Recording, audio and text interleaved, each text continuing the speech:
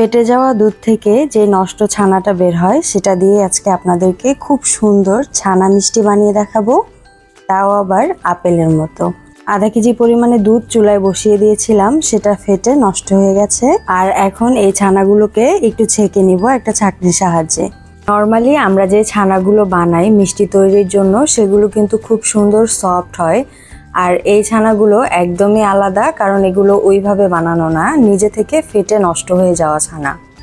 এবার পানি দিয়ে খুব ভালো করে ছানাগুলোকে ধুয়ে নিলাম, তারপর একটা সুতি কাপড়ের মধ্যে নিয়ে ছানার থেকে পানিগুলোকে বের করে নিব। একটু ঘুরিয়ে ঘুরিয়ে চেপে নিলেই খুব সহজে বেরিয়ে আসবে পানি।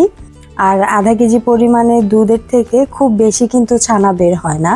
এইভাবে মিষ্টিটা বানালে একদমই খাওয়ার সময় বুঝতে পারবেন না এটা কোন ছানা দিয়ে বানানো। আচ্ছা, এবার একটা প্যানের মধ্যে ছানাগুলো নিয়ে নিলাম, দিয়ে দিলাম সাদা এলাচের গুঁড়া। সাদা এলাচের গুঁড়াটা ব্যবহার করার কারণে খুব সুন্দর একটা ফ্লেভার আসবে। তারপর লাগছে 2 চা চামচ পরিমাণে গুঁড়া দুধ, আর দিয়ে দিচ্ছি কনডেন্স মিল্ক। অবশ্য আপনারা চাইলে এখানে চিনিও ব্যবহার করতে পারেন, তবে এভাবে করে কনডেন্স মিল্ক দিয়ে বানালে খুব তাড়াতাড়ি বানানো যায়। সব শেষে দিয়ে দিলাম ঘি 1 চা চামচ পরিমাণে। ঘিটা অবশ্যই ব্যবহার করতে হবে। এখন সব কিছু হাতের সাহায্যে খুব ভালো মতো মাখিয়ে নিব 4 থেকে 5 মিনিট সময় নিয়ে।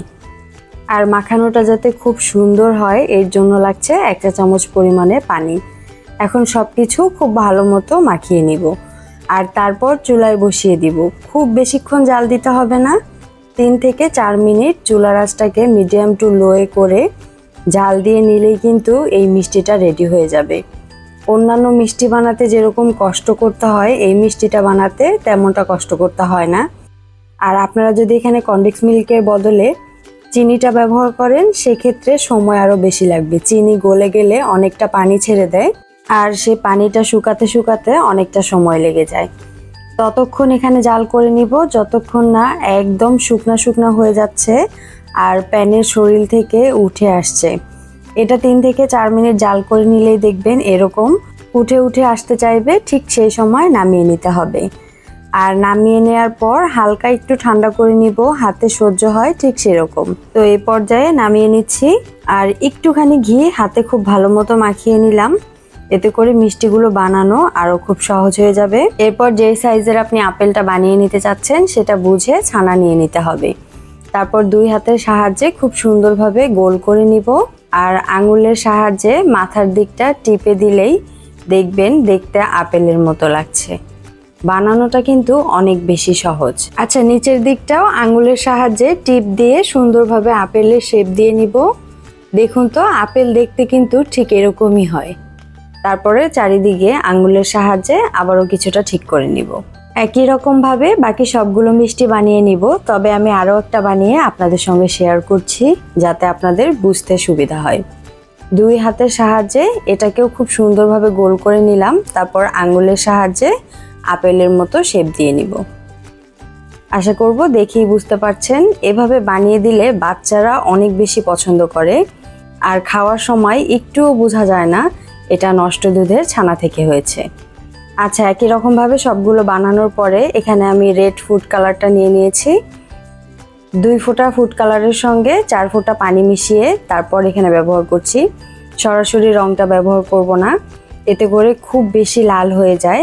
আর এরকম সামান্য পানি মিশিয়ে কালারটা ব্যবহার করলে তখন দেখতে অনেক বেশি ভালো লাগে।